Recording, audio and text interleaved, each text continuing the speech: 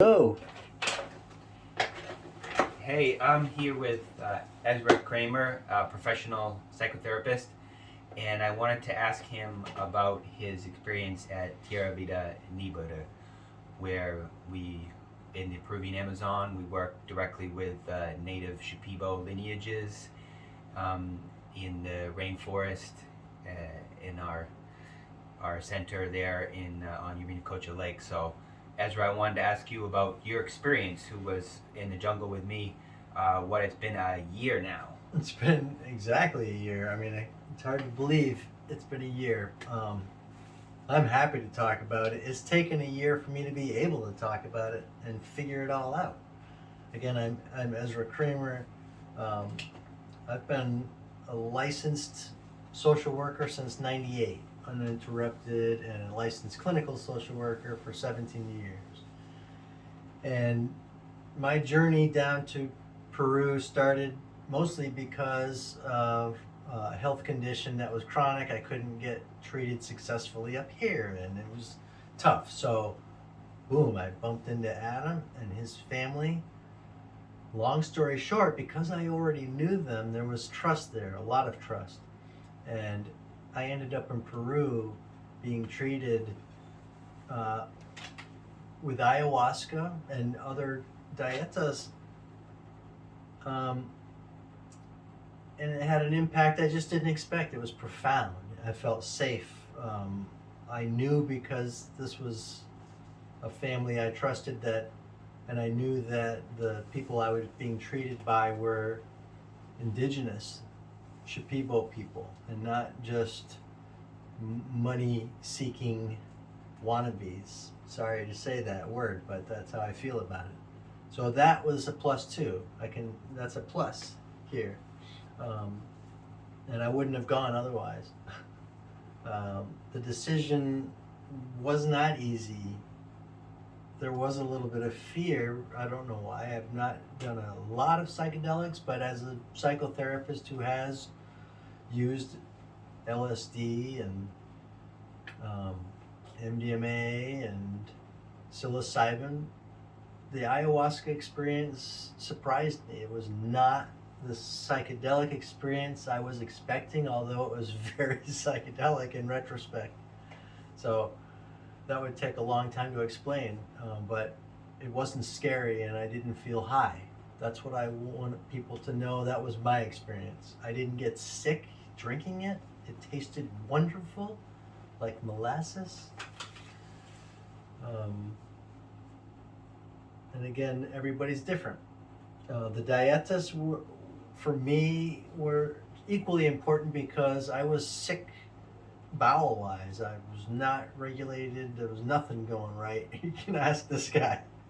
And I was purged in every way possible and bathed in herbs and garlicky smelling things, and Well, we also did the Sangrado purge, the and the Sangrado. plant baths, right? Yeah.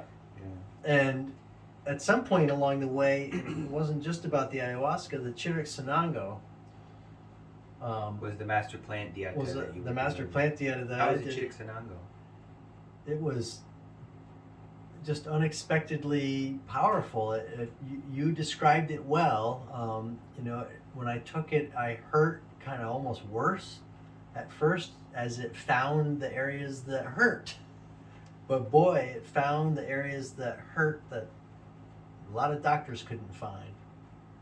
And then I started tingling all over in a very positive way. It just felt like, wow, something's, like, I could feel it. It was energy. It's the way I felt it. Maybe it was chemical, but it felt like electricity. So that was the Chiricsanango experience. And lo and behold, the pain is way less than it was before I went. And that was a year ago. And it's maintained. So the Icaros I wanted to mention, the singing, if you can call it singing, it's more than singing, it's channeling. It's summoning. It felt trance-inducing. The ayahuasca was more of a trance for me, an 8-hour trance, if not more, or a year-long trance. The visions were not, again, what I would expected. They weren't far out, but they were symbolic. There were a lot of symbols of animals, almost all animals that came to me. Maybe that's not unusual down in the jungle where there's animals all around. But some of the animals I saw were not from there, like the barn owl.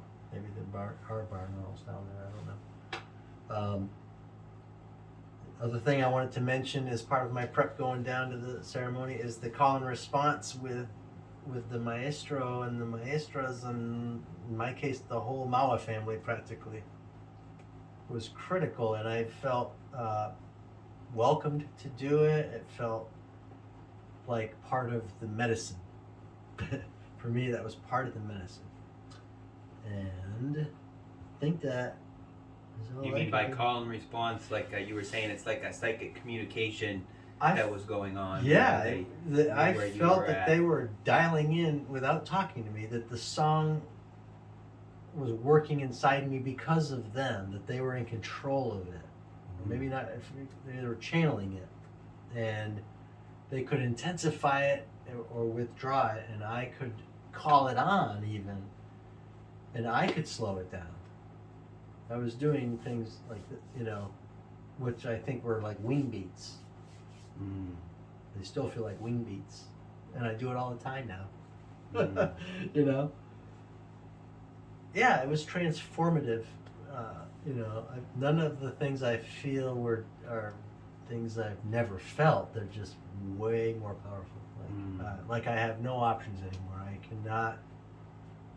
I cannot not act on things now that I have not been acting on. And a year later now, you're still feeling the positive effects of the.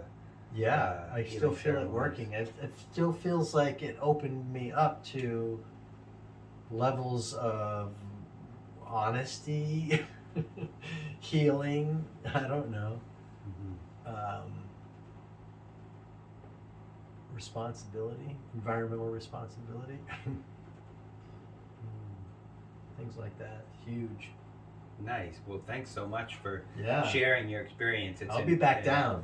I'll be super back important down. to hear your experience. Thank you so much. Yeah, no problem. Thank you. God. Yeah. Yeah, I think so. We could do that, ad nauseum. We could maybe even cut it down, but I think that's everything that we talked about there. People need Yeah, to know. yeah, that's good. Did we miss much? They need to know all that. I think we nailed those points. I can get talking, but let's see what it looks like closer up here. Yeah. How many minutes was that?